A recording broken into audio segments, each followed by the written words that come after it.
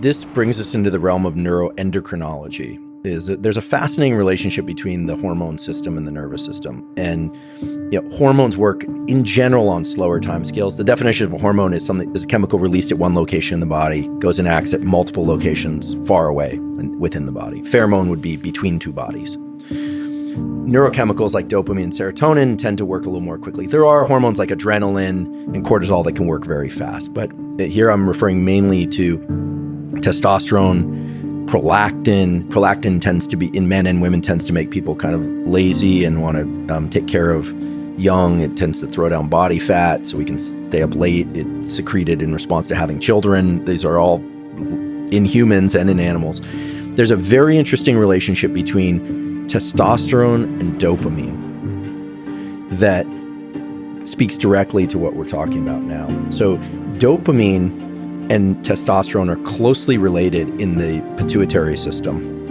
And obviously testosterone comes from the adrenals and from the testes. But the major effect of testosterone is to make effort feel good.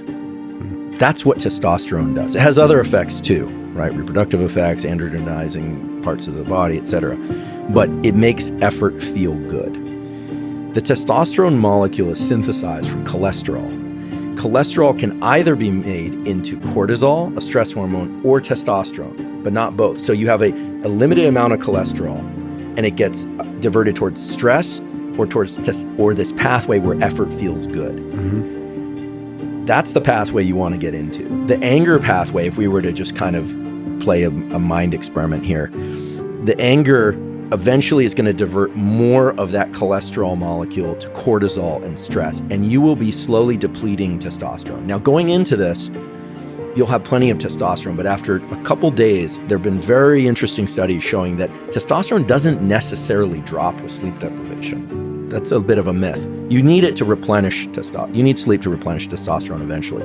But the real question is, are you enjoying what you're doing?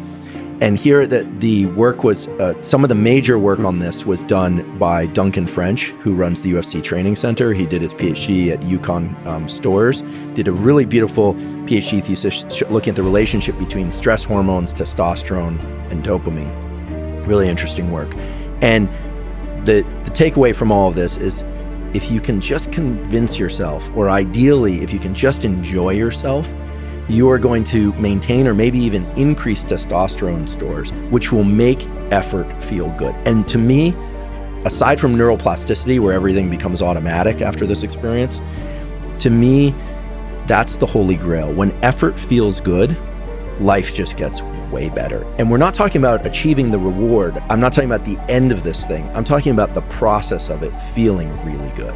Yeah, there is a magic to I don't know if you can comment on this, but I find myself being able to, if I just say I'm feeling good, like this old hack of like smiling while you're running. If I just tell myself I'm feeling really good right now, no matter how I'm actually feeling, I'll start feeling way better. And the whole thing, there's the cascading effect that allows me to maximize the effort. It's quite fascinating. It's weird.